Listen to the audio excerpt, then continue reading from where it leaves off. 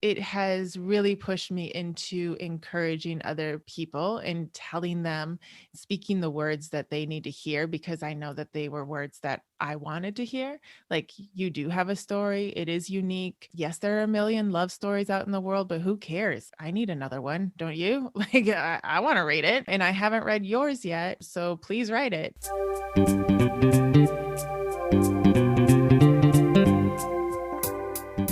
Hi, and welcome to the Innovative Mindset Podcast. I'm your host, Isolde Trachtenberg. On the show, you get my conversations with peak-performing thought leaders, creatives, and entrepreneurs.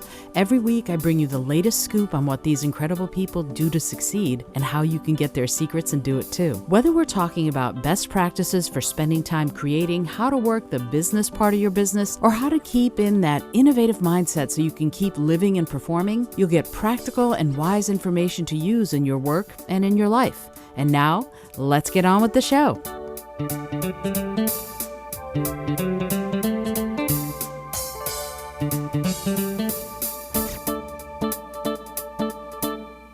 Hey there, and welcome to the Innovative Mindset Podcast. My name is Isolde Trachtenberg, and I am super excited that you're here. I'm also super thrilled with today's guest. I can't wait to tell you about her. We've been giggling for the last 15 minutes because we're having such a good time. She's fabulous. You're going to love her. Kat Caldwell believes that each person on earth has a story to tell. This passionate belief has catapulted her into creating interactive journals to help people start writing, which is awesome. She's become a creative coach to help people start their book and creating a podcast, Pencils and Lipstick, where creatives have a space to tell their story. I was just on it recently, and it is fabulous. You need to check it out. Kat is a storyteller in her own right, having written a historical novel called Stepping Across the Desert and a magical realm novel, An Audience with the King. In between coaching clients and writing her next novel, you can find Kat traveling the world, studying another language. Oh, fabulous. I can't wait to talk about that. Reading a good book or volunteering at her local church with a cup of cold brew close by. Kat, I'm so glad that you're here. Welcome. Thank you. Thank you for having me. I always love talking to you. We've been giggling, and it's now I'm all kerfuffled because we started this whole thing off by laughing outrageously about the weird photos that we take with our own iPhones. That selfies sometimes make you look like, oh no, I died last week and I didn't realize it. So so. Okay, you do something that I absolutely love. You help other people get creative, and I sort of do the same thing from a different perspective. But I want to I have so many questions. First, though, before we do that, I want to talk a little bit about who you are and what draws you to the creative aspect of yourself that you use most, which is writing. So what got you started writing? What got you started telling stories? I can trace back writing to probably 7 years old. Honestly, I once I started to read, that opened up like a whole world to me. I lived on a farm and I was asthmatic, and Mm. so there were several times a year that I was holed up in the house.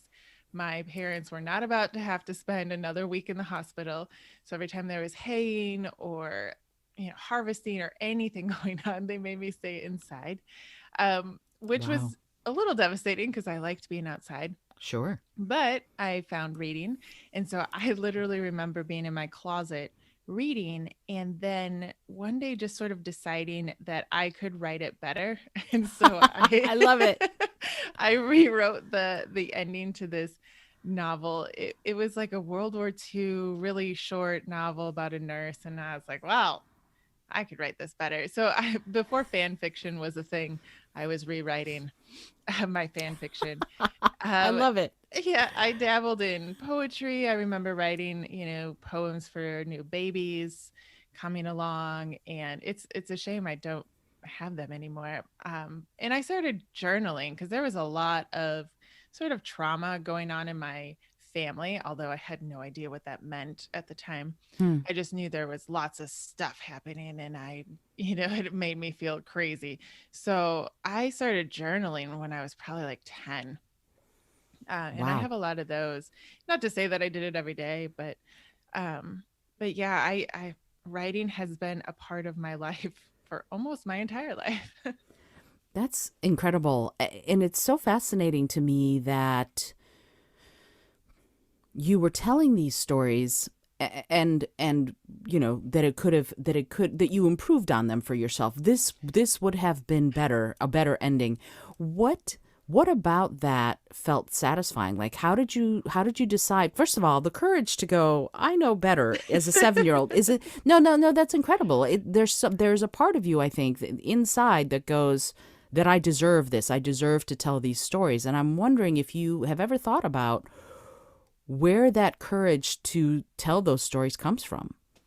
That's an interesting question. You know, as I watch my 7-year-old that I have right now, I think that you just have more courage as a child. Hmm. Because there was a lot of trauma in my childhood, even at that point.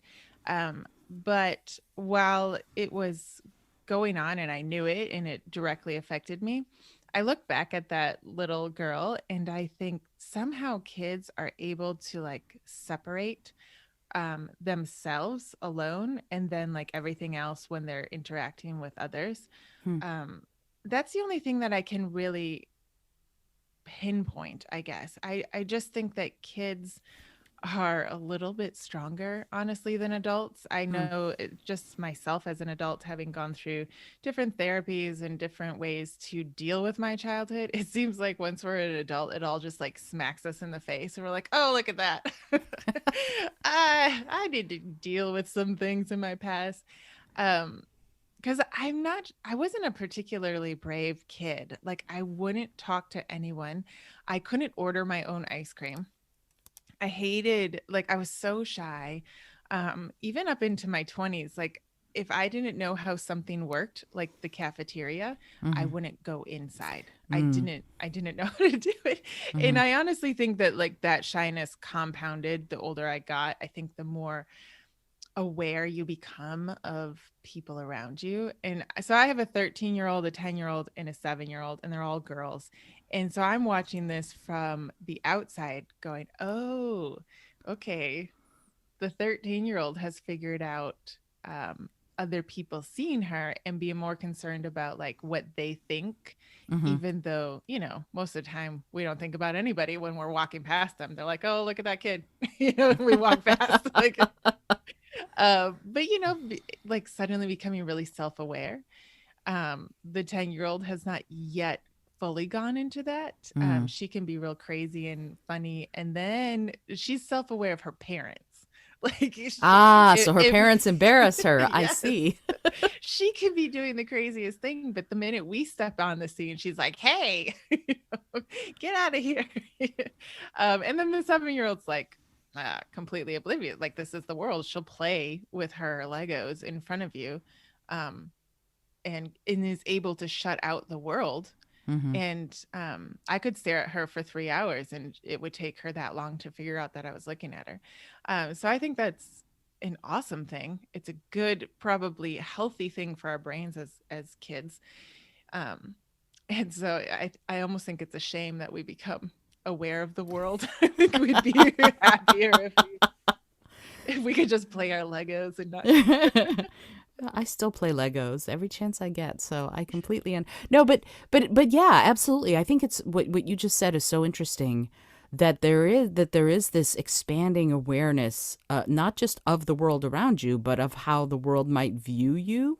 Yeah. And there's something that happens to a lot of us, I think, that is this: all of a sudden you become aware, and you start feeling, whether or not anybody's judging you, you start feeling judged, Right. and that's so fascinating that you've got this 7, 10, 13 year old phase that you can be looking at and going, oh, I see where this happens. And yet there's still something that comes in, especially, you put out 2 books and you're working on a third, and you have a podcast and you reach out to other people. So there's something in you that went, well, even if I am shy, I'm going to do it anyway, right? So Yeah. do you have an idea how that happened? How did you go, you know what? I'm just going to do it. I'm going to write this book. I'm going to tell this story. Um, so when I was in college, I decided I was going to write, even though I didn't have a whole lot of encouragement to do it. And in a loving way, like my grandparents and my parents who were involved, they just wanted me to, be successful and be able to pay for my rent, I think. Mm, so, um, and I understood that. Like, it's weird. I have a really practical mind as well as a really like creative, kind of haphazard mind. I kind of have both of these sort of fighting in my brain all day long. And I think some of that's like how you are. I was born creative, but like the nurturing came along and made me practical. mm. Um, so I kind of there was always my dream and I was determined to do it. And I'm somebody who, if you tell me I can't, I'm gonna be like, oh really? Just watch me. Just watch me. But I won't declare it. I'll keep it quiet and I'll be like, ha ha ha. Someday I'll be able to point at you, long after you've forgotten it. It'd be like, see, I did it. So there's that. I also tend to, I was reflecting in these first few days of 2021, I tend to just be like, okay, I'll do this, and then just do it and fall head forward, and sometimes really like splatter out on the sidewalk and have no idea what I'm doing in free fall, but at least I did it. Because if Right. I overthink, I won't. I'll Right. I'll just freeze. Mm-hmm. But I do have to say, I did some therapy in my early 30s because I needed it, and I can really pinpoint that as as what helped me as an adult sort of come back out of my shell. I seem to have gone into it at some point. Looking back, I think it was a bit of postpartum depression and then not really knowing what I was doing with my life Mm. while being responsible for all these babies and my husband working like 16-hour days. So, and I was overseas, I was away from my family. So I did notice I was self-aware enough, and I think that comes from journaling a lot of like something's wrong. Mm-hmm. Um, and I can't seem to pinpoint it, but something's wrong. I can't seem to write anymore. I can't seem to smile anymore. And when I came back to the States in 2015, I was like, I need help. Um, so I do think that therapy really did help me to actually get through that, which since 2015, so I ended it in 2016, 17 ish. The end of 2017 is when I really had the courage to publish my first book. And so in the last 3 years, I've seen a freedom in myself to really pursue what I've always wanted to pursue Mm-hmm. and a confidence to say it out loud. It's not that I wasn't writing before, during all those years, but it just took me a little bit longer, I think, to have the confidence to say out loud, like, I'm a writer and this is what I do. Because I did always want to be quote unquote successful or, show my grandparents and my parents that I could do these things, whatever we put on ourselves. Like I could Mm-hmm. make money, I could have a career, I could do this. And my life didn't really, it kind of wound around in a maze like pattern. And it just takes some whirling pathways sometimes to get to where you're supposed to go. So I guess my confidence was always there. It got hidden for a while, and then it came back out, and I'm still working on it, as I think all of us are. Absolutely. And first of all, good for you for recognizing that there was something amiss, that you needed help, and for getting the help that you needed. There's Yeah, such a stigma about taking care of your mental health, which it's always been strange to me that there's this stigma around that. If we take care of our physical health, taking care of our mental health should be just as important. So yay, right. good for you. Yes. When you talk about it's so fascinating. I love it. I love talking about this stuff, and I'm so glad you're willing to go there. When you're talking about the fact that you had the confidence all along and it just got hidden, is it fair to say that? No, let me ask it a different way, I guess. When you weren't feeling outwardly confident or outwardly expressive of your confidence and your gifts, what what were you telling yourself on the inside, and Mm. how did you behave on the outside? Yeah, I didn't think I was good enough.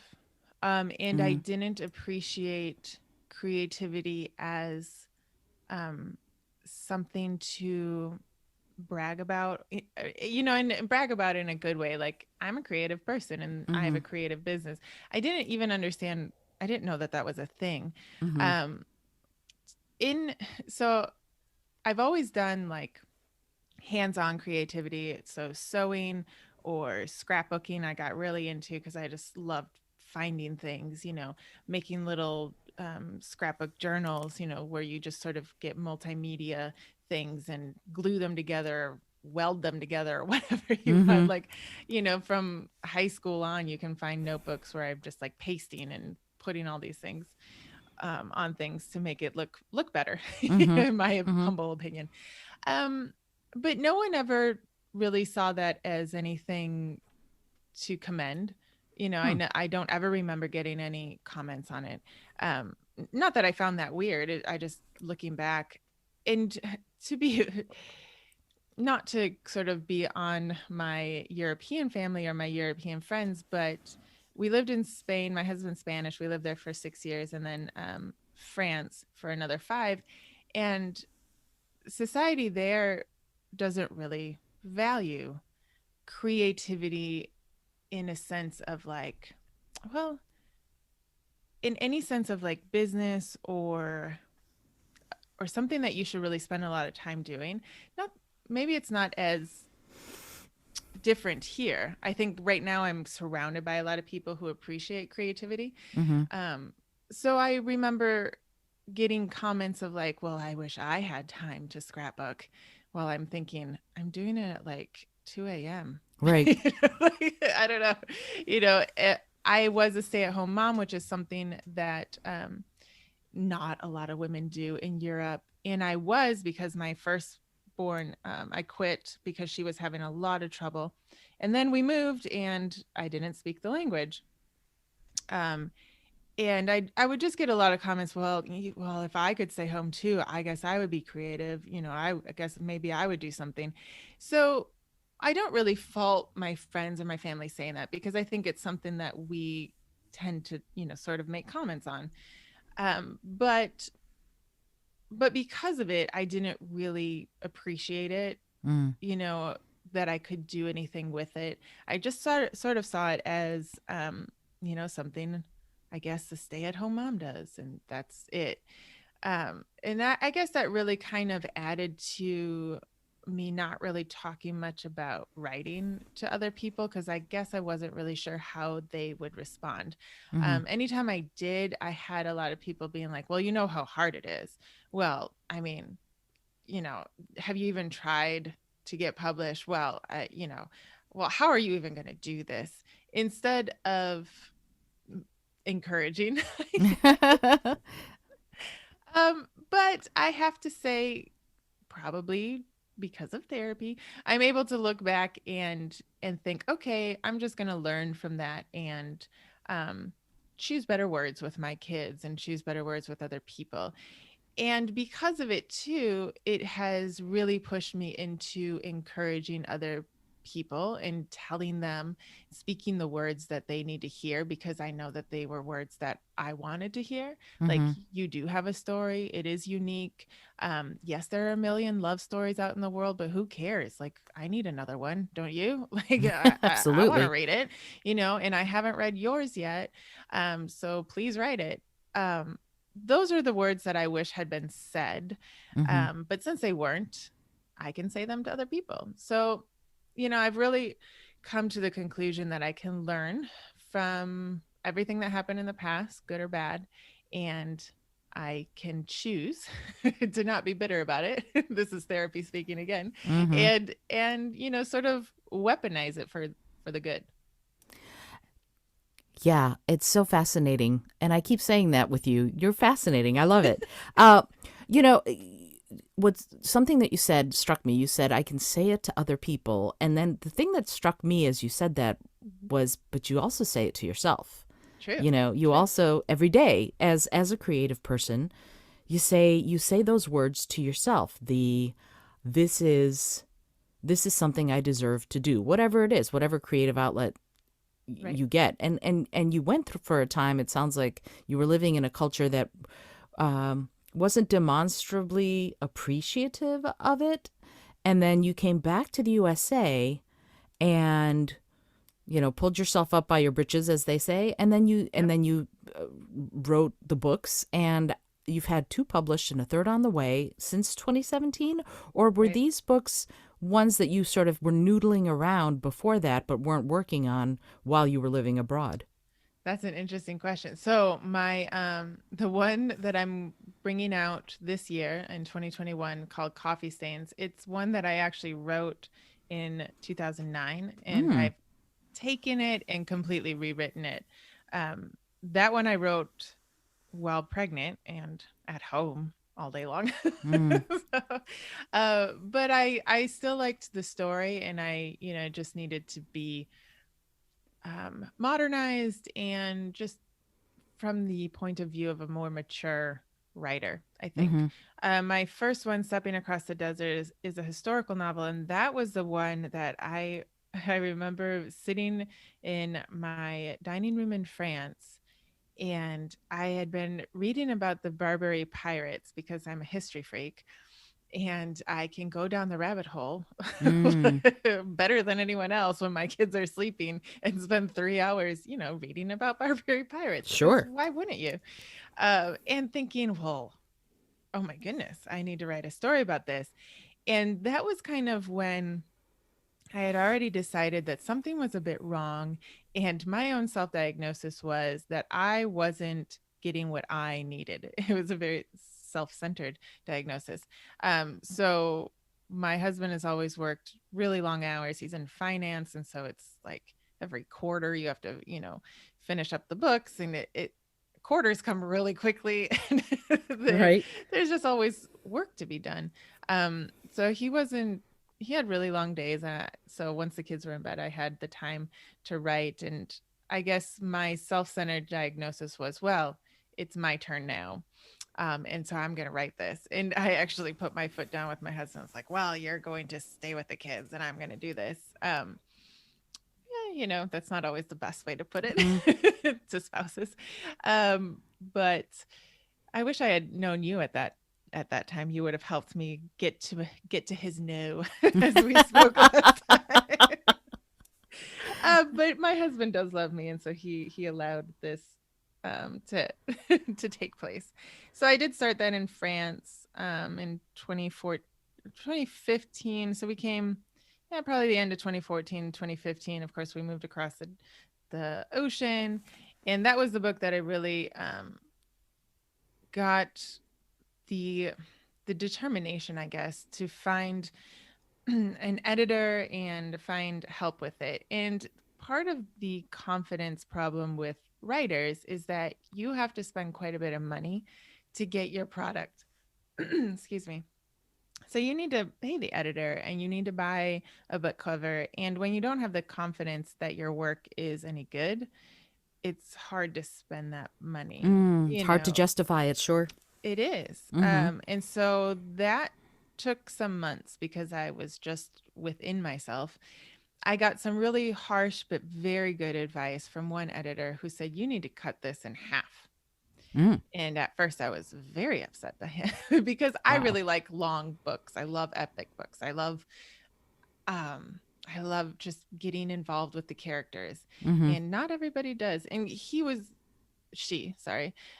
correct. I was putting in too much detail. I had been reading too many classics, and especially French classics. They are all about some description, and nobody wants that anymore.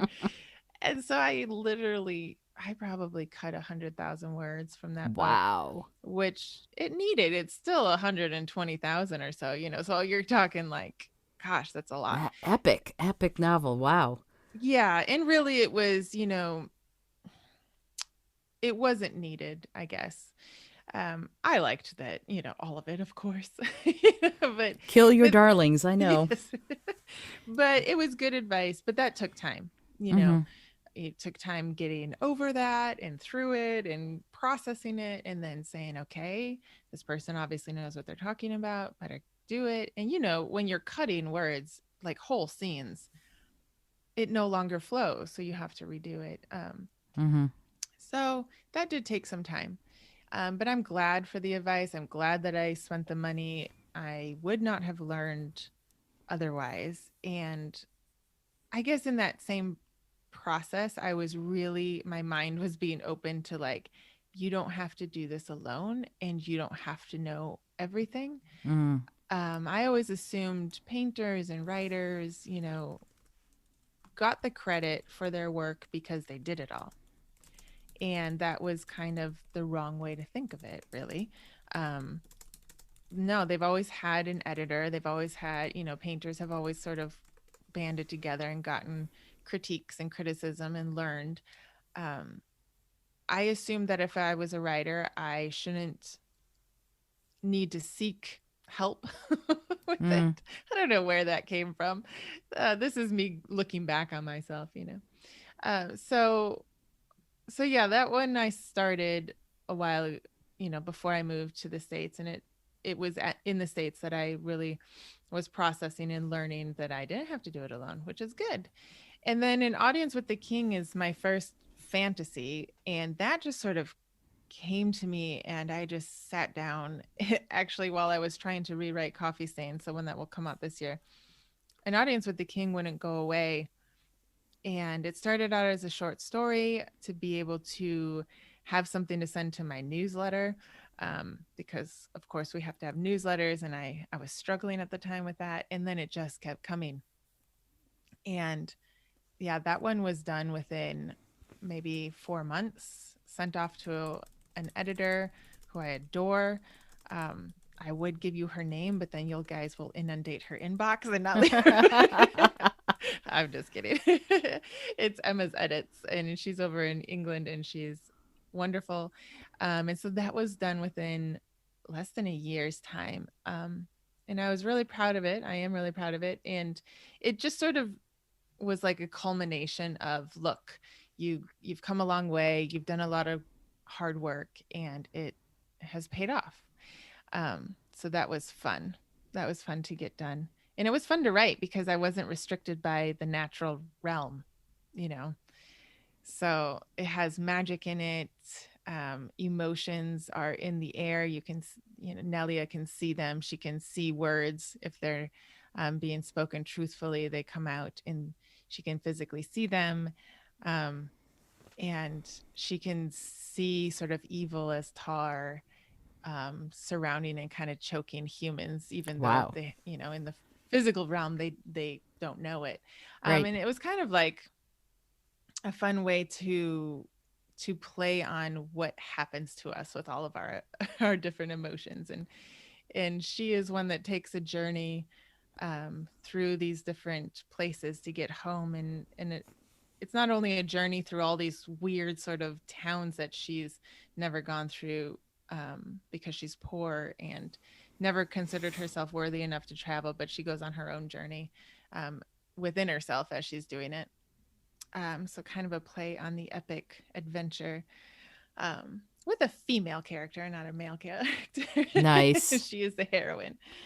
So yeah, they all have come from different sort of spaces. I'm still excited about this one coming out because it's a redone, and I think that that's a cool story too, to like go into your files and take out that story or that book you started a long time ago and see if it's worth dusting off and redoing. So Absolutely. It's funny.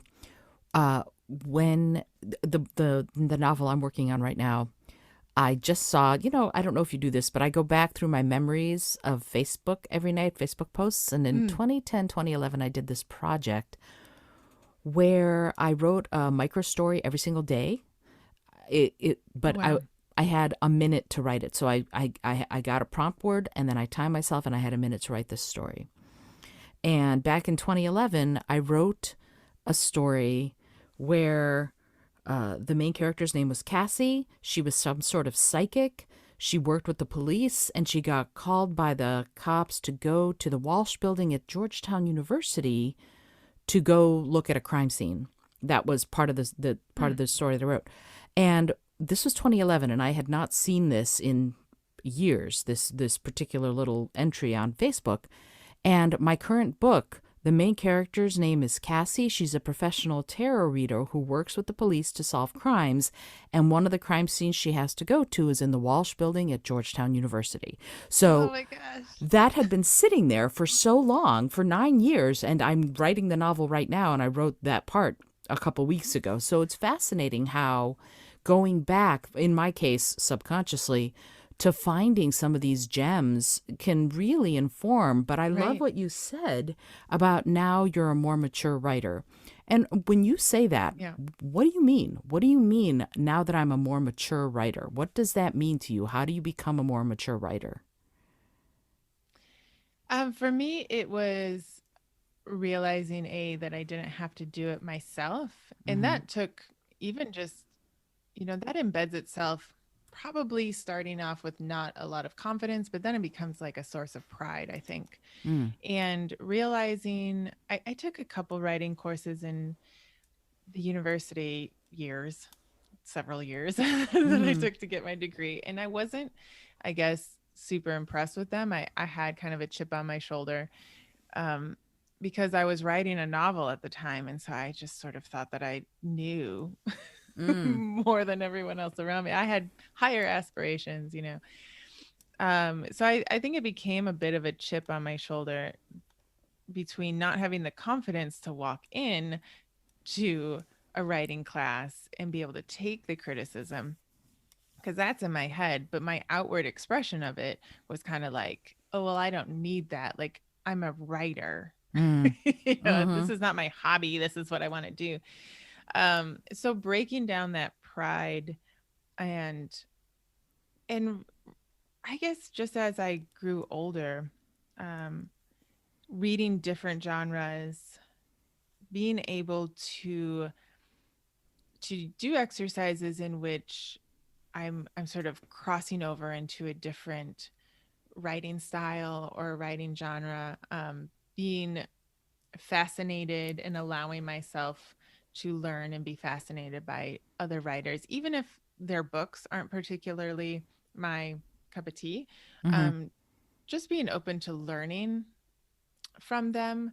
I don't know if this happened to you as we grew up in the 80s and 90s, of like, whatever music people were listening to, like if you didn't listen to that, like your music was dumb. Oh my gosh. Like, why would you even bother? Like, can't believe that you listened to that. It Oh was this no. weird attitude. Uh-huh. Um, Maybe it's more Midwest, but we seem to have like this lack of confidence of being like, who cares? Right. This is what I like. I And it's know. where did you grow up in the Midwest? In Wisconsin. Okay. I think we talked about this last time. I'm from Michigan, or I grew up in Michigan. So yeah, I remember that if you don't like this, then there's something wrong with you kind of You're not attitude. cool. Yeah, and so you get into that group, like for me it was punk because my older brother was into punk, Mm-hmm. and so like, I can't believe you listen to pop music, and like, oh my gosh. Now of course I know all the Britney Spears lyrics, but I would attribute that to the radio having Right. influenced Sure. me. Because the radio did not play punk unless it was a very No, specific kind of station. not at all. Um, and yet I spent my summers with my grandparents, and all we got there was classical music, and I liked it. I loved it. I loved listening to it and spending those moments with my grandfather in complete silence between the two of us as we're listening, to this song, on PBS radio or NPR, I guess it is. Um, but never being able to admit that to other people, like, oh my god, I don't listen to classical. What are you Right. talking about? I can't tell people I like Schubert. That would be weird. I don't even know their names. And instead of embracing it and going forward and listening, it just, looking back, it seems to have really embedded itself into me, that attitude. And so when my father-in-law, who really liked opera, would put it on, and his sons, of course, would complain, "Oh, dad." And that just sort of reinforced my idea of like, "Oh, well, I shouldn't, you know, that's lame." And I guess that just sort of infiltrated everything for books and all that. But as I sort of became a mom and was alone a lot in a foreign country, and I just couldn't deny the fact that I was fascinated by the museums around me. I was fascinated by other books. I grew up with people being like, romance novels are terrible. Terrible, I say. You know, they're Really? like they're like porn.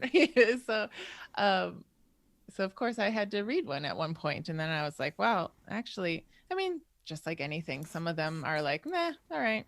And some of them, man, those writers, they really do their research. Yeah. Like they have some amazing ideas and they know their history. So I think that's kind of when I was like, hey, maybe some of the things people told me when I was a kid were wrong. I'm going to do it a different way. I'm, Absolutely. we all got to get to that point, when we realize, those adults didn't know what they were doing or saying.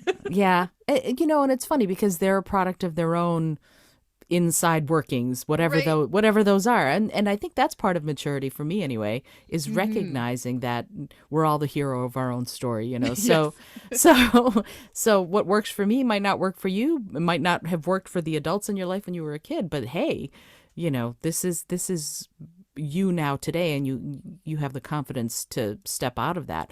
I love what you said about romance writers and the research they do and everything. There are so many books like that form us or forge us when we're young. The books that that really, I guess, we recognize that someone took a lot of care with. Hmm. You know, and do you have any like that? Do you have any books that you're just like, this book for me was life altering because of the history or because of the research or because of the writing, whatever it was? I'd love it if you have one that you're like, or two that you're just in love with. I'd love to know what those are. I was really in love with, I know it sounds cliche, but Jane Austen when I was a teenager and Little Women. Mm, Um, and I think a lot of it was because without really knowing, what I know now, like being 16 and kind of knowing about women's suffrage and like women haven't always had it easy, but I mean, I had other things to worry about, mm-hmm. Mm-hmm. I think it just the idea that she had the courage to write and to write directly from female point of view. And now when I reread them, I'm like, man, she's really poking at society here, Mm-hmm. where it can go over your head if you're 16 and have other things to worry about and just trying to be very literary, or if you're a man and you don't want to see it. But she got her message across Mm-hmm. um in a endearing way, like that has has survived the ages. Mm-hmm. um I really liked Catch 22 because it was one of the first books that was written in such a strange way. It's not very linear. You really have to go back and reread passages and be like, what is he talking about? Um it's very mental. Mm-hmm. So like how you think is how he wrote, and that to me was just eye opening. That I didn't have to write exactly how the eye saw it, but how the mind was seeing it or feeling it or experiencing it. It's a very strange. Now that I say it, I should go back and read it. I just remember just being like, oh my gosh, this is so different. Mm-hmm. And then the Poisonwood Bible. Barbara Oh, Kingsolver. I just adore that book Mm-hmm. because it is an amazing feat by Mm-hmm. an author to be able to keep five different voices, always different, always within character, of all different ages, was mind blowing. Yeah. I learned so much just reading that book. Mm-hmm. Um, and seeing how much more my writing needed to develop. Mm-hmm. And so all of those I see those as kind of like stepping stones in my life. Of course, I've read um, lots of other books. Like one of the problems I have is that I read books in different languages, and so I have to remember. There is one romance novel that blew me away. Um, Gosh, I wish I could remember. I'll try to. In English, I'm not sure what it was, but it's a long book. It's like the winds of. God, it's on the tip of my brain. In what Um, language did you read it? Spanish. Oh, well, what is the Spanish title? Ugh, you're gonna ask me things and Well, I sort of speak Spanish, so I thought maybe I'll help you translate, but that's my okay. library is downstairs. I'll try to find it. That one was amazing because she knew Paradise Lost like backwards and forwards. And if you Mm, know Paradise Lost, it's like 500 pages. yeah, yeah. I mean, depending on what size book you get. But I thought, oh my gosh, why don't I ever bring into my characters things that I'm passionate about like that? Like weird things. Because I know some, like we were talking about trivia before, there's some weird trivia I know. Like, Really? What's a weird trivia thing that you know? so when I was young, I read this probably 1,000 page book about Hanoi Hilton. So I know one of the torture techniques in Vietnam was to bind your arms backwards with bamboo until your elbows touched. Hmm. It's dark. Yes.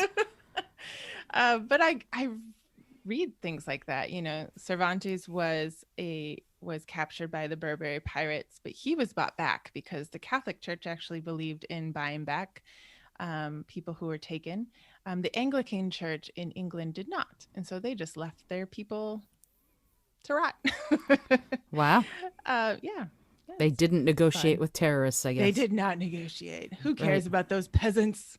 Right. Leave them. We have too many people. We're overpopulated. Oh my goodness. I wonder if whoever the king was, King George, if that was the if that was He's the just too crazy. He's like, I don't know what's going on. I can imagine. Let them rot. Yeah. Uh, Exactly. oh boy. I apologize to any people who are royalists. That was bad, but I'm not that sorry. So there you go. No, no. I mean, they're like the politicians of today. Right. You know how the Mesopotamians, their king used to have to come out every year and declare all the things he did wrong and like flog himself in public for them. And I think that we should bring that back. I think that's a great idea. Although they have to actually admit that they've done something wrong. Well, yeah, And that I would be think that hard. might be the fly in the ointment, as they say. So okay. So you've written 3 books. You're about to put the third one out, or the third one is about to come out sometime very soon. And you said something about this process that I'm very fascinated about. You said that you allowed yourself to gather a team of people who helps you do this, that you didn't have to do this alone. Right. How did you do that? How did you, like, for any writer who wants coaching, contact Kat Caldwell, just letting you know. But if there's a writer out there and they're going, well, I don't even know how to begin to find an editor, or how to begin to look for someone who could make a cover for me. What goes into gathering your team, and how did you do it? I first looked at people I knew. So for my first cover, my brother did it. Um, and I love the cover. But then he got really busy, so I couldn't use him for my second cover. Is he an Um, artist or a graphic designer he's or? so his wife is a muralist and he's a photographer, and then um, he knows all the Adobes like you wouldn't believe, and Ah, Photoshop and all this stuff. And so the two of them form the artist couple, LLC. You can find them on social media, I love and it. they put together this beautiful cover for it. Because it takes place between Algeria and London, they made it look like sand, sort of etched in sand are footsteps because it's called Stepping Across the Desert. She has a journey, and then etched in sand is the London tower, the Tower of London. So I just thought it was really unique and beautiful. But they got quite busy, which is great in their artist company. So I actually went to Fiverr for my second one, and it took four different people to get it right. Mm-hmm. But I had to every step of the way give myself permission to spend the money, um, and just see it as a learning process. So Mm. what I learned is it is worth sitting back quietly, or maybe with some classical music or opera, Yes. and really thinking about what you want that cover to look like and dreaming about it and what would attract you. And then it's worth um, realizing that what you want might not be what people want. So I'm looking at my old cover right now. I actually printed it with one cover that I loved. I found a picture of a castle and sent it off to be sort of manipulated and got permission from the photographer. And I loved it. And it did not generate any clicks. People were Mm. like, meh. So I Mm. had to redo it. So that was a learning process. I think part of it is just learning. I I'd allowed myself to be part of writing groups and ask questions. So because I was always so shy, um, one thing that got me out of my shyness, honestly, is living in a different country with children. Mm. And I can go all day without eating if I'm too shy to go ask, but your kid cannot. Your Right. kid's going to have a temper tantrum and you're going to be, you know, on that street in Madrid being like, what do I do? Or, sometimes you just got to get home and you got to ask, where to catch the bus or figure out how to get on the bus because you're not sure. So I found that having sort of an excuse to ask the questions helped me Mm. sort of get out of my debilitating shyness. And some of that, I like social media because it allowed me to, even with shaking hands, ask questions. And because of therapy, I was asked by my therapist very nicely, but you know, prompted to Hmm. go out and do it anyway. And Right. the more I did it, the less scary it would be. And that is really, really true. The more you do it, the less scary it is. Um, and, but you got to do it. And so, because I wanted it so badly, I wanted my book published, I forced myself to do it. And I have done some stupid things and learned along the way. Join the club. We have cookies. Yes. Yes, kind of like you forgot a chapter in your book. Maybe you need to go back and get that. So I encourage people. I still struggle with doing a lot on my own. For this third book, I am going to outsource it as much as possible because it takes the pressure off of not doing it right and Mm. sort of being shown, hey, you didn't do it right here. Your chapter's missing, and having to go back and do it, and that costs you money. Right. So, if they want to contact me, I can help them, but there's tons of writing groups on Facebook where you can just ask questions and don't you might feel silly. I can't tell you not to feel silly because I felt silly. But the truth is, those of us who have published or have learned, we're so eager to help you not make the mistakes we did. Absolutely. Like, we really want to help you not forget a chapter, or realize that documents, Word documents, do not translate into PDFs very well. You will have a terribly formatted book if you do that. Please don't do that. Hmm. Like all these little tips that I was either too shy to ask or didn't think to ask. Just ask them. A lot of us, like, no one's judging you. It might feel like they are just because of what we talked about earlier, but ask the questions.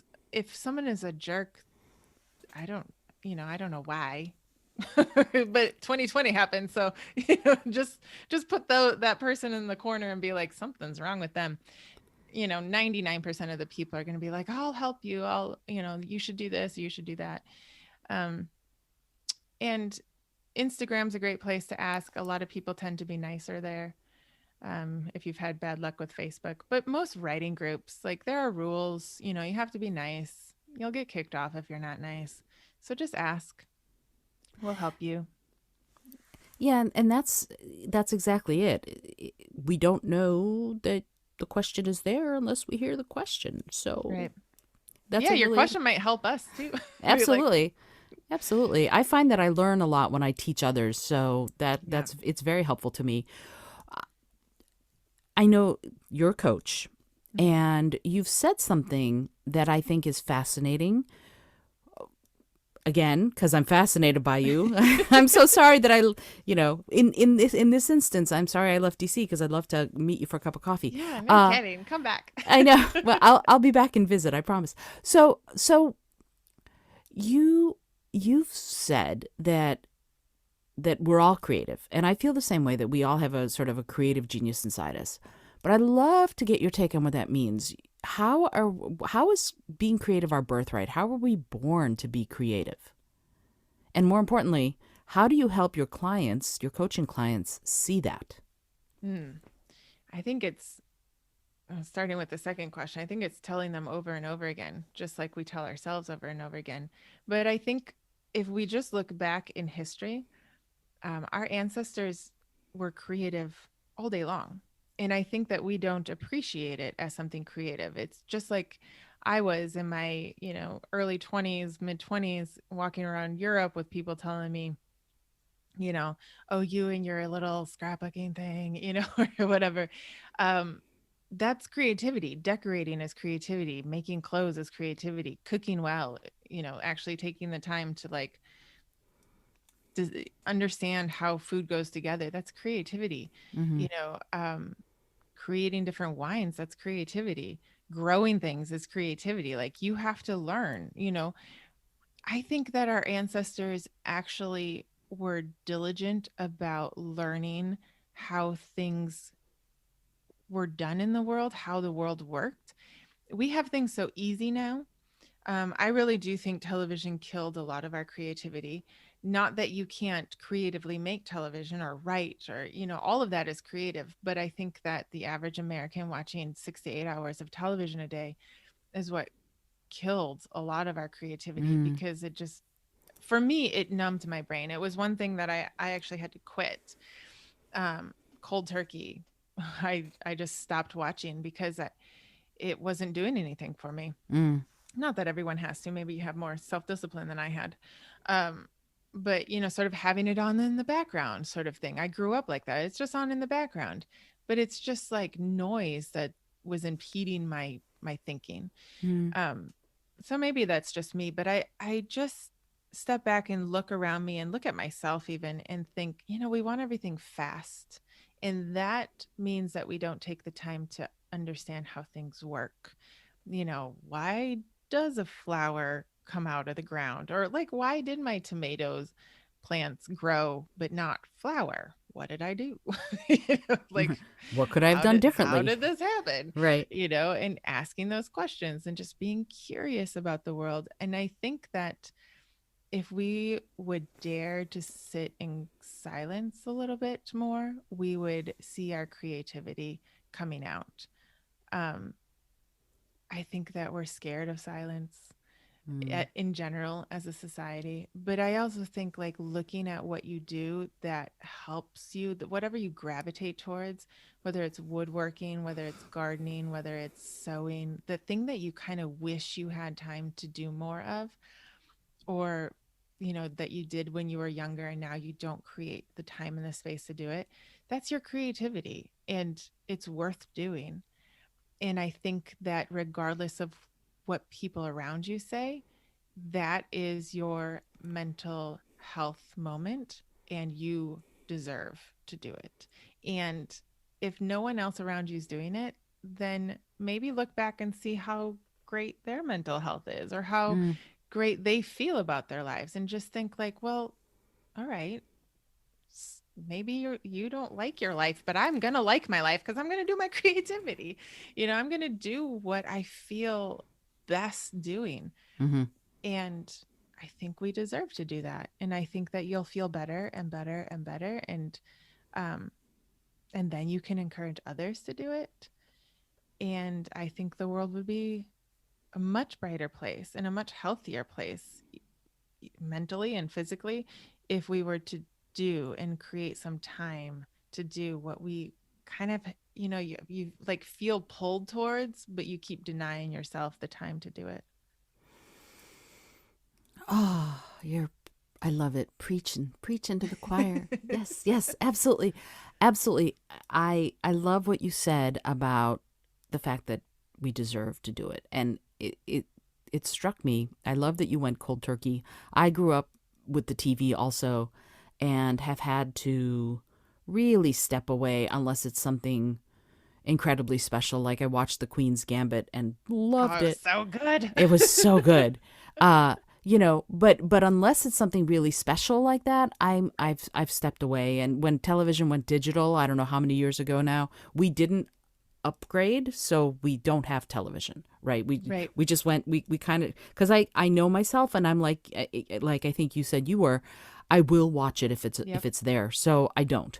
Yep. um and yet this notion of deserving it, of allowing yourself to think that you deserve it, is so important. And I feel like that should be something we see first thing in the morning, like put a poster up or something. I deserve to be creative. But there's Right. this notion that you mentioned about social media and watching television and everything. I think that there's a big difference between being a content creator and a content consumer, and watching Mm, TV versus being a writer for TV. One mm. is a content consumer and the other is a content creator. So that part of it really makes sense to me. The part that someone who's struggling to spend time doing the things that they're doing, I have to put bread on the table and pay the bills and da da da. Da.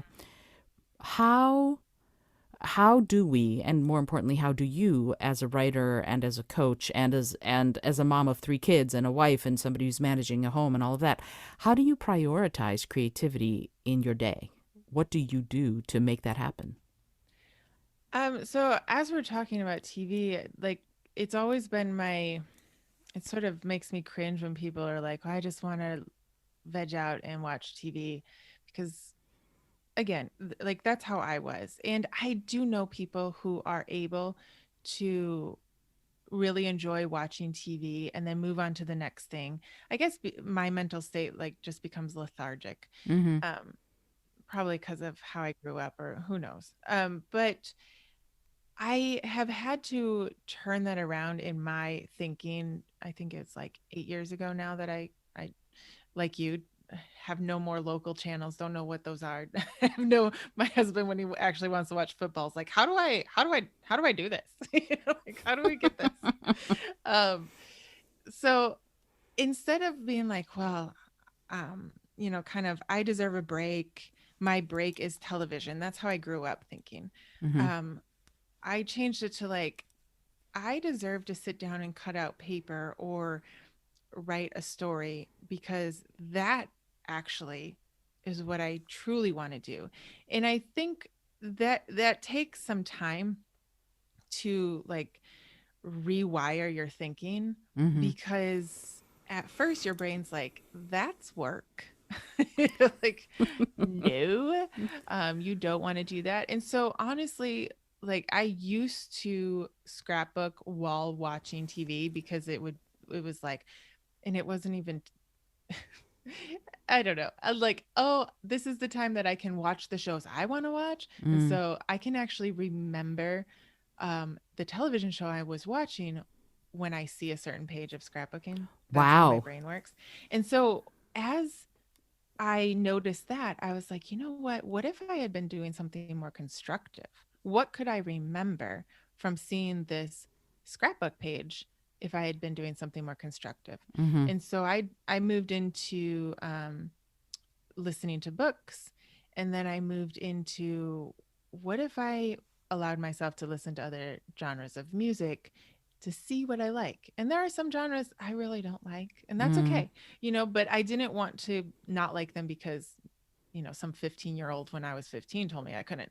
And so now when I look at certain things that I'm working on, I'm like, oh yeah, that's when I was listening to that. I really don't like that genre. Or that's when I was listening to this book. And so it's kind of step by step. And in the last year, 2020, I tried to be more in silence. And that's kind of my goal 2021 as I go into is a little more silence. So it took me some baby steps. I think somebody who it does feel like they're in the whirlwind of life to take a moment, and this is just really good for your brain. We were talking before, I'm doing like brain detoxes this year because I want to get my memory better and I want my brain to work better. It's just really good to take 5 minutes of silence. And your family's going to find that really weird and intrusive because mom sitting down or dad sitting down for 5 minutes is like, what? I need to go interrupt her right now. Well, she must be bored. So you might have to like um, hole yourself up in a closet Absolutely. or in your car. I've done And that and too. and remind yourself that you deserve that 5 minutes. Yes, That's and so then it's important. good for you. Yeah. But one thing I wanted to say is it's not only good for you, it's good for the people you love. And that's what I have learned more and more as I got therapy and as I pursued what I love. My attitude is better.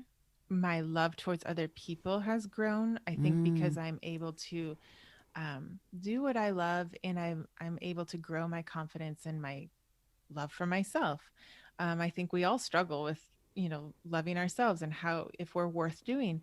It's like, how can you tell your daughters, I have only daughters, so, that it's worth them pursuing if I don't do it? And Mm-hmm. that's a question that constantly comes back to me, especially as women. How can we tell girls that it's worth doing if we don't do it? You know, if you really enjoy taking a bath and you tell your daughter all the time, well, you deserve to take a bath, but you never do, she's intaking what you don't do as much as what you say. Mm. And so I see it and I tell my girls outright, like, this is my job. I see writing as my job because I see it as something that improves the world, improves somebody's life, when they read it. They had an enjoyable moment reading, 200 pages, I hope. but like, I deserve to have some quiet to sit down and write this. And you I deserve for you to be respectful of it. And just saying those words, like, because I'm respectful of you and what you like to do in your dance or your guitar or whatever, and just having those open conversations. So maybe taking a few minutes if you feel like you don't have time to do it, and think, what are my actions showing my kids or the people around me? Um, and how can I sort of change that? And maybe I can take 5 minutes Mm. to think of what used to really get me happy. Was it woodworking? Was it sewing? Was it drawing? Can I take 5 minutes to like get back into that? And maybe, if it's something big like woodworking, maybe it's just like watching a 5-minute video, like to relearn it, or, picking up your whittling knife and being like, I kind of remember how to do this. What if I just, strip the bark? Mm-hmm. You know, looking back at the creations you've made through your sewing or whatever, and just think, how did I feel? And, I'm a big journaler. So, like, how did it make me feel? I felt, were you accomplished? Did you feel better about yourself? How was your attitude afterwards? I'm I'm really enjoying that my attitudes towards the people that I love has improved the more that I pursue what I really think that I'm supposed to pursue. Does that make sense? It absolutely does. And it's so funny. I just January 1st released a big 2021 calendar called The Mindful Creative, Ooh. which is exactly what you're talking about. It's about taking that 5 minutes. It's about developing sort of in tandem a mindfulness practice and a creativity practice throughout the year. So I'm gonna have to so get that. yeah, oh it's out there totally free. I'm just like, here, have it. My gift to the world. Um but the thing that is so interesting to me about what you said about how your relationships have improved, that it's almost like you see that in hindsight, like, oh, I Mhm. can go back and see that. So when someone is just first starting out, like you have a new writing client and you say to them, your relationships with the people you love will improve when you do this, you know, let's say Mhm. you do, how do you make that believable to them? Because I imagine people go, yeah, right. What? Probably. I probably would have said that too. Um, I just like telling my story, you know, Mm, sharing like how do I feel now compared to 15 years ago when I just wanted I just want my book out there. I really want a book out on the bookshelves. That's what I really want.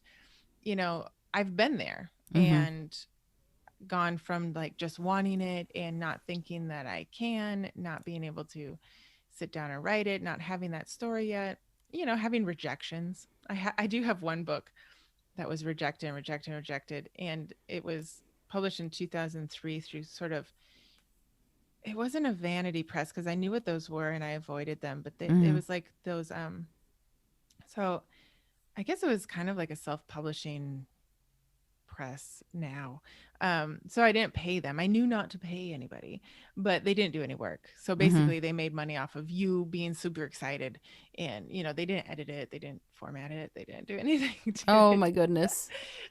And even I was so proud of that. It was such a devastating experience. Of course, they kept the rights for 7 years. You know, Yikes. they knew about how to do that. But that book probably is best not published. Let's just say it was a Mm, good learning experience. I think I've lost my train of thought, but um, okay. So I've gone through like desiring to do it, and just think of like if you feel better about yourself, then of course your attitude towards other people is going to be better. You know, I mean, I think that a lot of us feel like life is wanting a bit, it's lacking something. mm-hmm, Um, and the easiest thing to do is to blame others, as I did, blame my childhood and what happened growing up in an abusive alcoholic home, without my real father. You know, like we can always go back and blame that. And with a certain amount of truthfulness to it, like, yeah, it definitely shaped you, it definitely influenced you. Um, but just think of like, okay, that is the reality. This is what it is. This is what life has handed me. I have to work 12 hours a day, you know, or maybe somebody's lost their job, or I have all these kids, or they're on virtual school, and uh, virtual school sucks. It really mm, does, especially if you're working or you just need 5 minutes. But just think like, okay, I want to be happy and I want to have a better attitude towards the people. And I think we, you know, maybe we could all have better attitudes. I know there are some really like naturally peppy, happy people out there. So maybe they don't. But I'm a rather like inward thinking, can become very like my thoughts can really come out as emotions, my stress. I mean, we're a half Spanish household, like stress levels in our house with girls is like high drama all the time. mm, Um and of course I want to constantly be a little bit better at how I react.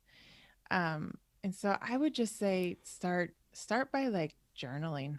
I mean, I know some people really don't like that idea, but if you really, really desire some sort of change in your life or really want to like have have a little more productivity or something, even if it's not towards a business, like just growing a garden, like that's one of my goals this year. I laugh because I have know nothing. I'm trying to gather information. Um, you know, but whatever you used to like doing, did you used to like drawing? You know, why? What did you do as a kid?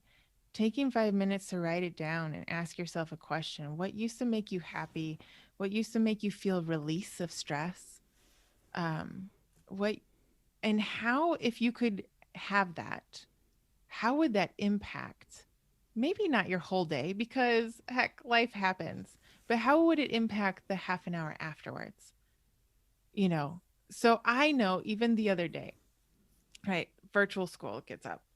And of course, we don't have the code and somebody doesn't have their book and somebody, and in the middle of it, I get this email of like, your links aren't working in your newsletter. Just like, why did Yeah. I not double check the links? You know? Right. And yet I had taken a moment to myself, and I had to just pat myself on the back because in that half an hour, in all these things happening that I'm typically my typical response is, "Oh my gosh, give me a minute. Here it is. I'm looking for it now. Everyone be quiet." Like that sort of like mom voice of everyone's like, blah, blah, blah, blah, blah, which my kids usually feed off of, and it just gets, it can get bad. And sometimes, we're working towards it being like, okay, everyone breathe. We got it. But because I had taken a moment to like journal and taken those 5 minutes to think, we got it all done.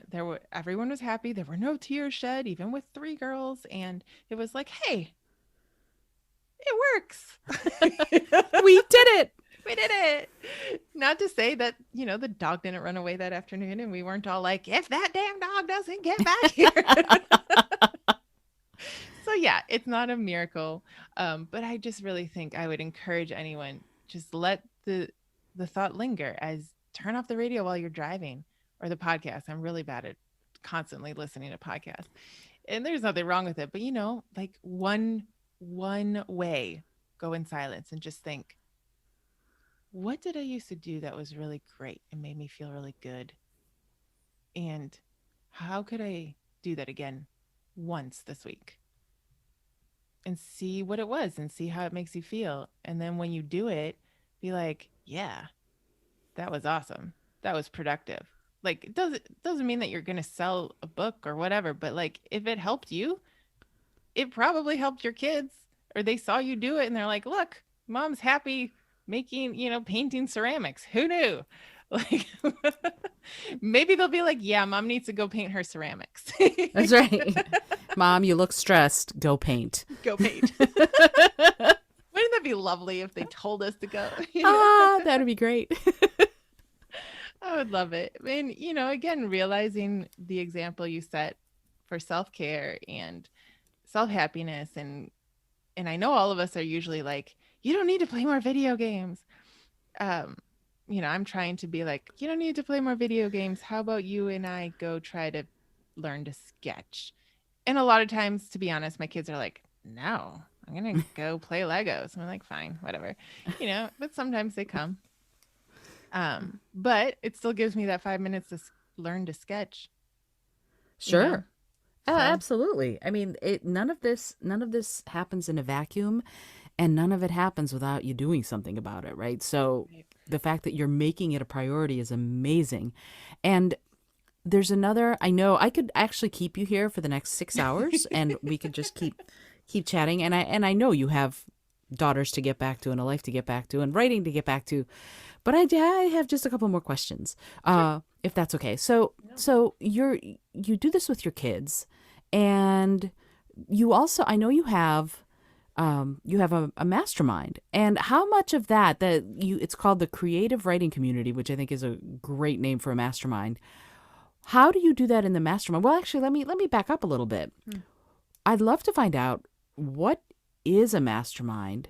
How would someone join one? And how do you help the people in the mastermind to do that, to take the time to prioritize creativity and writing in their lives? Well, you don't know that you were supposed to ask that question, but it's a great question. I don't know. Okay. So the mastermind is something I've been fiddling with since last fall. Uh-huh. And I am going full force into it this year in February. So the idea of the mastermind, and I kind of dabbled a bit. Everyone has their thing on Facebook, but I am probably moving it to ThinkSpot, which is like, all these new social medias are coming up, but it's just like a quieter place Mm. instead Mm-hmm. of.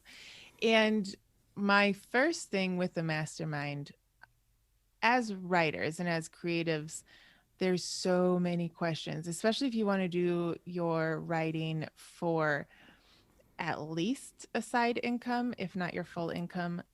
It's a lot. It can become a lot because it's not just publishing your book. It's you have to create a publishing company. You need to buy your ISBNs. You need to set up your website. You need to have a newsletter. You need to have a book launch. In order to have a book launch, you have to have beta readers, and you can go on and on. And I remember being like, "What?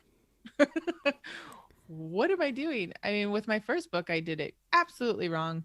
I had a, newsletter list of like 70 people, and I had no beta readers. I just, went off of two different editors, and the book is fine, but there was no book launch. I didn't know what that was, and I Mm-hmm. had no confidence to do it anyway.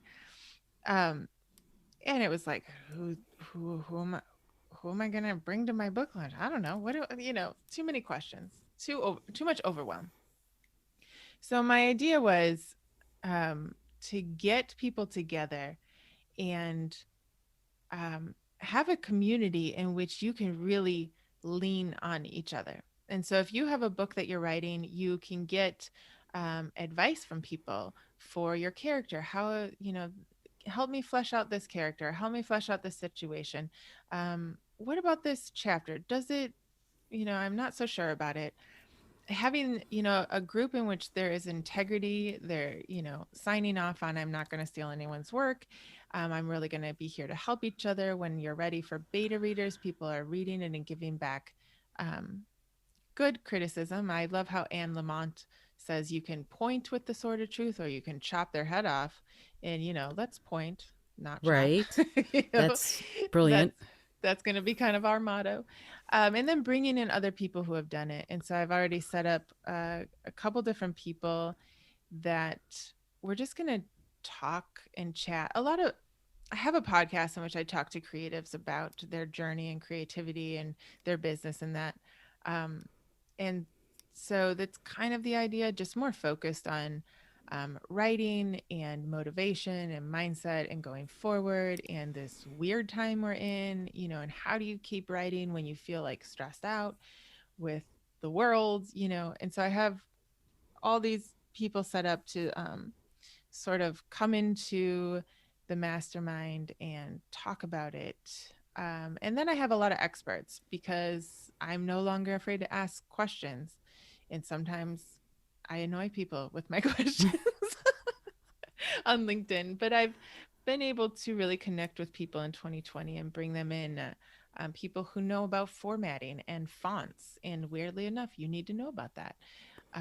Your fonts need to go together.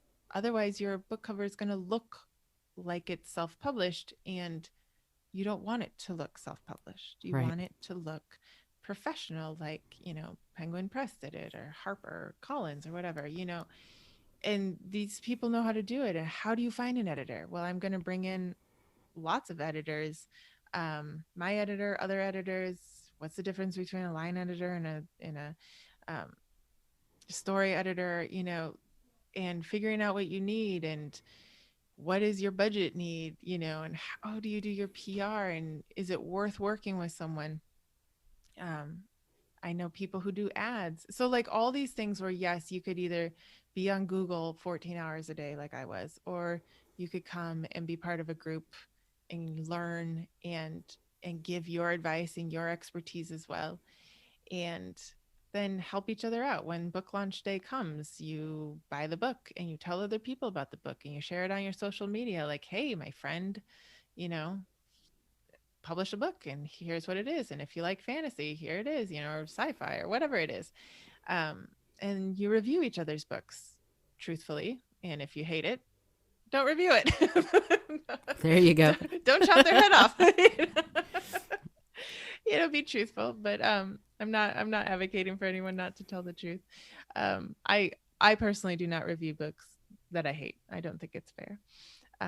But that's just me personally. Yeah. So that's the idea of the mastermind. It's a great idea. And is it going, or you said February, so this is uh the beginning of February. Is it going to happen, or Yes. when do you think it will be going? And also, how would someone who's like, I want to join the mastermind, go about joining it? So on my website, catcaldwell.com, it's creative writing community. You can click on it and you can get on the list of people interested. And when the launch comes, probably at the end of February, you can sign up. And, being on the list will help you get, locked in to the low price and all the goodies that I'm going to put in there. So definitely get on the list if you're interested and get more information and see if it's right for you. Um, and see if it's something that you would like to participate in. Um, I know some people are probably like, oh, there's a price, but personally, I don't participate in things that don't cost me something. And I want this to be a place that people participate because I want people to give advice and get advice. And I think that we all are a little more willing to participate and give a little bit of our time if it costs us something. Mm-hmm. So that's my explanation for that. I have been told it should be free, and I did mull it over for a while, and it's not going to be expensive. I still have to sort of think. Um, but if you just want free, I have a ton of resources that I give already on Kat Caldwell Author on Facebook and through my newsletter. All of us do a lot for free. I know, just like you do with your calendar. And then there are some points in which you have to be like, well, I gotta eat. Right. That is the lights, they need to stay on. They need to So, stay on. yeah. Yeah, no, and it's funny because what you just said is so important. There's so there's a lot of push to give it all away for free. And I get it. Mm-hmm. I get that idea. And yet there has to be a delineation. And your point is well taken. The dedication happens just a little bit more when you've got some dollars in the game. Mm-hmm. That's just how it is, I think. And it would be really cool if none of us had to worry about money and we were all independently wealthy and everybody had everything they needed and then some all the time. Until that day comes, it's important to also support the people who are out there trailblazing, and you're a trailblazer. So I think that's really an important point to remember, that people support those who are helping them, and that's great. Right. Uh, And I don't believe in charging thousands of dollars because I can't afford that either. So nobody be scared. I and mean, it is going to be at a lower point because I really do want to reach people who I've been there. Like, I don't want to, you know, I'm scared to put money into something I'm not sure is going to work. I've been there. Um, I get there even now sometimes of like, oh, is this, that's just a mindset thing. And I want you to come. I want you to realize that it is worth doing. So don't not get on the list for information because you think it's going to be like $5,000. It's not even going to be 1,000. It's not even going to right, be, it's probably going to be 29 a month. And there might be layers to it. That's why I'm hesitant to say I'm working out whether to do layers or not. So I know sometimes I'm like, oh, I'm scared to even get on the list because it's going to be like $900. I'm like, right. all right. Well, and it's there is this idea of that I think is worth exploring, of investing in yourself, and Yeah. I get I'm right there. I picked up my entire life and left DC, where I had a pretty inexpensive life, and moved to New York City, which life is not so inexpensive. And it was an investment I had to make for my own life, for my work, for my life, for my creative drive, all of Right. that. It had to happen after, Hmm. I waited 30 years to do it and then finally did it. And I'm coming back to visit in Maryland and DC, but I'm not coming back to live. People Hmm. asked me that during the pandemic. They said, did you go back home? And I'm like, this is home. I'm in New York. I'm at home. But because this is where I was meant to be. But Right. there's something that you said that I would like to touch on before I let you go get on with your day. You said you talk with creatives on your podcast, Pencils and Lipstick. You talk with creatives about how they tell their story, and giving them a space to tell their story. Hmm.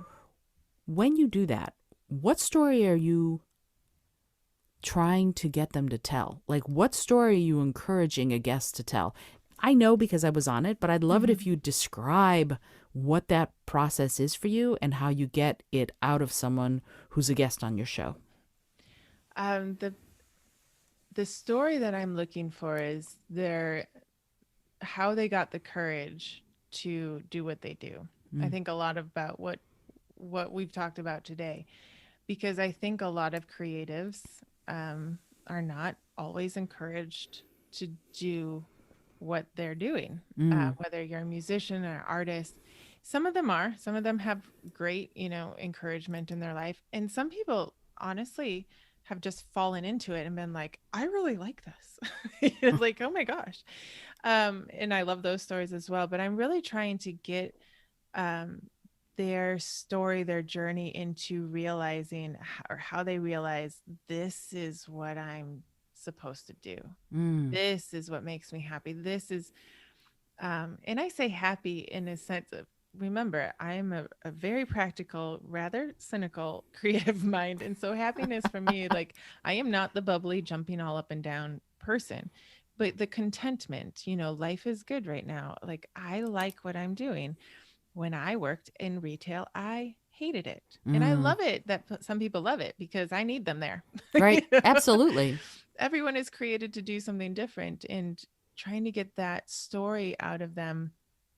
Um, I love hearing it. And I think that other people in the world need to hear it as well, because I think we all have a nagging of something we wish we had time to do, or we wish we could figure out how to do it. Mm-hmm, mm-hmm, Um, and I think we need the encouragement of like, well, gee, if they can do it, I should do it.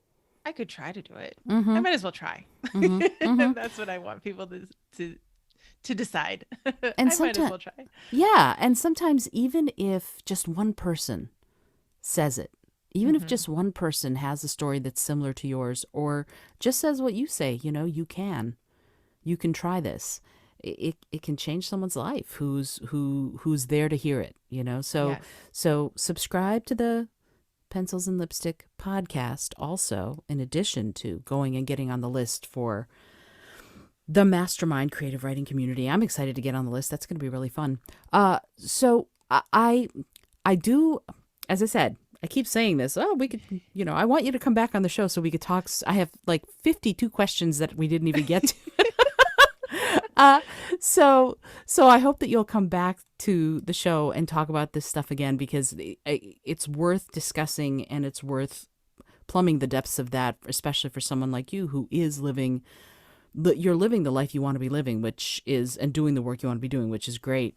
I do want to ask right now if it'll be okay for me to, in addition to publishing your beautiful headshot on the show notes, can I put the book covers, since we talked about them, can I put them on the show notes page? Yeah, you can put the first two.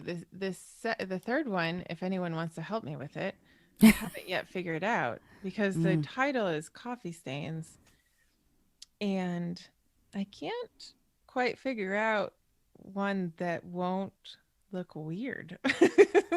Like, mm. I don't want it to look like a laundry detergent commercial.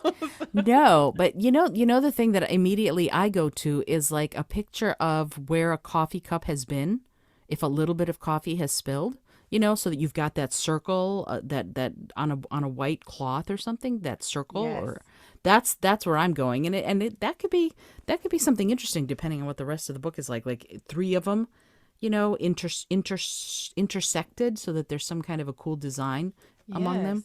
Yeah, see there you go. Whoever is a graphic designer, contact me at catcaldwell.author on Instagram, And or get my email that's on right. my website. That Let me know. there are designs to be had. I am sure that there's somebody who's going to that would be really cool. And I am going to put all of the social media links on the show notes page as well. The Cat Caldwell author on Facebook, catcaldwell.author on Instagram, and Cat Caldwell on LinkedIn. And also, now you have two different things I've heard. The website that I have here in my notes is catcaldwell.com, but Hmm. it sounds like you also have catcaldwellauthor.com, or am I? Oh no, I'm sorry. That's just for Facebook and Okay, because I thought you said Caldwell author.com, and I was going, wait, that's not what I have in my notes. So I wanted to make sure. And I'll put all of that in the notes so that you who are listening, you who are a brand new Kat Caldwell fan, you need to go and sign up for all of these things and follow her. I want to thank you, Kat, for this amazing time. What a great conversation. You know how fascinating and fabulous I think you are, so that goes without saying, but I really appreciate you taking the time to be here and talk well, about all thank of you for this. having me. Oh, it I was love talking with you. me too. I know we need to like do a podcast together or something at some point. We So should. we should. That would be really fun. I have one last question, and this is a question that I ask everybody who comes on the show, and it's a silly question, but I find that it yields some poignant answers. And the question is this: if you had a plane that could skywrite anything for the whole world to see, what would you say? Oh wow. Um, I would write your story is worth telling. I love it. That's what I would write. I really believe it. I mean, it took me a long time to believe that about myself, and I really, really believe it. No matter what's happened to you, no matter what you've gone through, whether your failures or failures of other people, your story is worth telling because you know what? That's what our ancestors used to teach each other. Mm, And I think that your story will impact somebody and it will help somebody. absolutely. It will help you for the telling, and it will help the people who hear Yeah. it for the hearing of it. Yep. So true. Absolutely. Kat, thank you again so much for being on the show. You need to find Kat Caldwell. You just do, obviously, and get her books. And the links for the getting the books and everything else will also be on the show notes page. So you will have ample opportunity to find her, follow her, get to know her and her work. She's fantastic, as you can tell from this episode.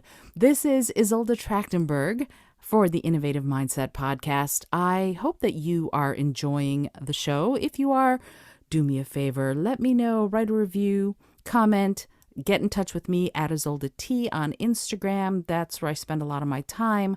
I would love to hear from you. I'd love it if you'd review the show and let me know. I also do have the Mindful Creative calendar that's out there, out and about, isoldet.com/mindfulcreative, so that you can get on with your both mindfulness practice and in tandem your creative practice, so that by the end of the year you have both well established. Until next time, and that will be Friday when I'm back with a single creativity episode. This is Isolde Trachtenberg again, reminding you to listen, learn, laugh, and love a whole lot.